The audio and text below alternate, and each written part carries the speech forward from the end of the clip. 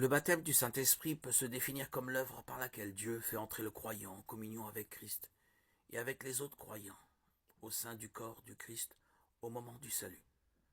Le baptême du Saint-Esprit a été annoncé par Jean-Baptiste, Marc 1,8, et par Jésus avant son ascension. Car Jean a baptisé d'eau, mais vous, dans peu de jours, vous serez baptisés du Saint-Esprit.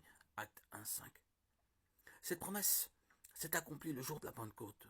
Acte 2,1,4. Pour la première fois, le Saint-Esprit est venu habiter dans des hommes de manière permanente, et ainsi l'Église est née.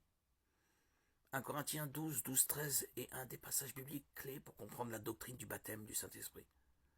En effet, que nous soyons juifs ou grecs, esclaves ou libres, nous avons tous été baptisés dans un seul esprit pour former un seul corps. Et nous avons tous bu un seul esprit.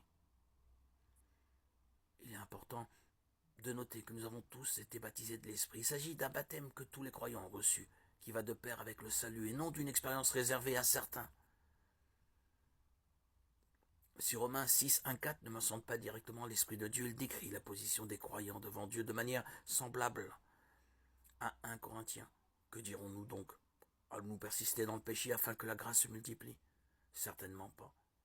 Nous qui sommes morts pour le péché, comment pourrions-nous encore vivre dans le péché? Ignorez-vous que nous tous qui avons été baptisés en Jésus-Christ, c'est en sa mort que nous avons été baptisés. Par le baptême, en sa mort, nous avons donc été ensevelis avec lui afin que, comme Christ est ressuscité pour la gloire du Père, de même, nous aussi, nous menions une vie nouvelle.